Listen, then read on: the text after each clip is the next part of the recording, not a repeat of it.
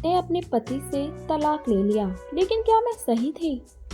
जब दो लोगों को एक दूसरे से प्यार होता है और वे इसे लेकर गंभीर होते हैं, तो शादी के बारे में सोचते हैं। हालांकि शादीशुदा जिंदगी किन चुनौतियों के साथ आए, इसका अंदाज़ा लगाना मुश्किल हो सकता है। मैं उन लोगों में से थी जिसके बारे में लोग अक्सर सुना करते थे, ऐसी लड़की जिसने अपने माता पिता की बात नहीं मानी और अपनी पसंद के लड़के से शादी कर ली, लेकिन रिश्ता नहीं चला पाई और तलाक ले लिया। ये बुरा सपना मेरे लिए हकीकत था। हर दिन मुझे लोग घूरते थे या फिर ताने सुनाकर जाते थे, जिसने मुझे खुद पर ही शक करने पर मजबूर कर दिया। मैं इन सब चीज़ों के दबाव में आने लगी और लगता था कि बस जीवन में समा जाऊं ताकि मुझे ये सहना ना पड़े। हालांकि मैं इससे दूर नहीं भाग सकती थी। मैंने ऐसे शख्स से शादी ही की थी जिसके साथ मुझे लगा था कि मैं हमेशा का साथ निभाऊंगी, लेकिन मुझे क्या पता था कि बाद में मेरे लिए एक बड़ी गलती साबित होगी। मेरी और ध्रुव मेरी और ध्रुव की मुलाकात तब हुई थी जब वह एक स्ट्रगलिंग सिंगर था। वह बार और रेस्टोरेंट में गाया करता था। वह इससे होने वाली कमाई से घर के खर्च उठाता था। वह बहुत ही आकर्षक व्यक्ति था और उसकी आवाज़ ने मेरा दिल जीत लिया था। मैं उस सब पब में काफ़ी ज़्यादा जाती थी जहाँ वह सिंगिंग करता था। उस समय मैंने बतौर बैंकर अपने करियर की शुरुआत की। एक दिन मैंने हिम्मत कर उससे बात की। हम दोनों घंटों तक लगातार बातें करते रहे और तभी रुके जब गार्ड ने हमें बताया कि पब बंद करने का समय हो गया है।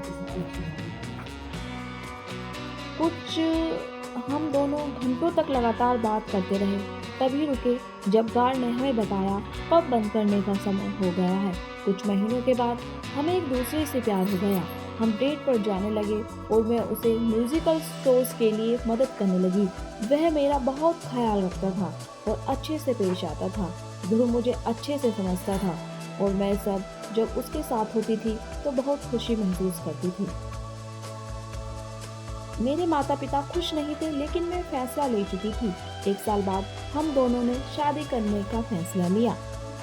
ये सबसे अच्छा निर्णय हो सकता है क्योंकि मैं उसके प्यार में पागल थी। मैं उसके माता पिता से भी मिली थी और वे बहुत ही अच्छे लोग थे। हालांकि मेरे पेरेंट्स को ये रिश्ता कुछ खास पसंद नहीं था। उनका कहना था कि लड़के के पास कोई असली काम नहीं है, वह अभी भी संघर्ष ही कर रहा है, जिस वजह से हमारा भविष्य सुरक्षित नहीं बन सकेगा। लेकिन मैं एक मजबूत और आत्मनिर्भर महिला थी। मैंने इन सब बातों पर ध्यान न देकर फैसला किया कि मैं खुद से ही शादी करूंगी। अकेले आर्थिक जिम्मेदारी उठाकर मैं थकने लगी। शादी के पहले कुछ साल काफ़ी खुशी से बीते। वह मुझे काफ़ी सपोर्ट करता था और उसके साथ रहते हुए मुझे सशक्त महसूस होता था।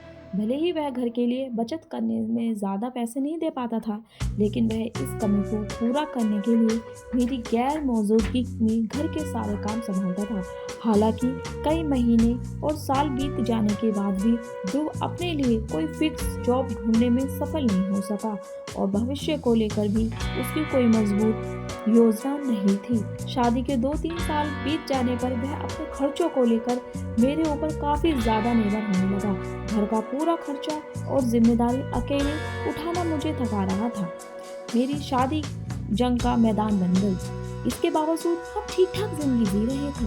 हालांकि मैं ध्रुव ने बेमतलब की मांगे और खर्चा करना शुरू कर दिए, जिससे हमारे बीच में झगड़े होने लगे।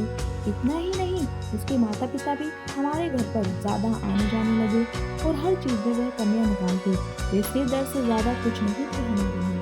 मैंने इस बारे में ध्रुव से बात करने की कोशिश की, लेकिन उसने इसे इग्नोर कर दिया। हमारे बीच में बात होना बंद हो गई और फिर आखिर में तभी हुई जब एक दूसरे पर इन मुद्दों को लेकर चिल्ला रहे थे। मेरी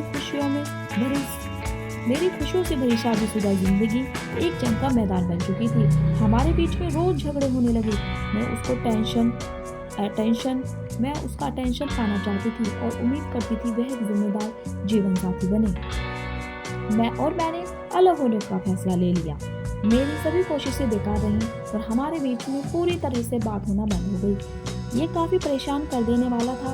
मैं किसी ऐसे शख्स के साथ नहीं रह सकती जो इतनी मुश्किलों की जड़ बन रहा था। मैं उससे जितना प्यार करती थी उतना ही प्यार मुझे खुद से था और मैं अपनी भी इज्जत करती थी। मुझे इस रिश्ते में 1 साल में ही इतना दुख मिला कि आखिरकार मैंने अलग होने का फैसला ले लिया। मुझे तब बहुत पीड़ा महसूस हुई जब मैंने देखा कि ध्रुव तलाक से हमारे रिश्ते को बचाने की इच्छा तक नहीं दिखा रहा था। वह इसके लिए राजी हो गया।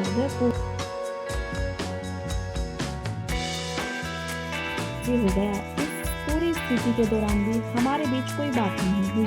मैंने फिर भी कोशिश की, लेकिन उसकी ओर से कभी मुझे जवाब नहीं मिला। महीनों बाद तलाक की कानूनी कार्रवाई पूरी हुई और हम अपने अपने रास्ते निकल पड़े। मैंने कभी नहीं सोचा था कि मैं एक ऐसे शख्स बन जाऊंगी जो अपने पेरेंट्स की बात न मानकर इच्छा से शादी करे और फिर उसका यह नतीजा निकले।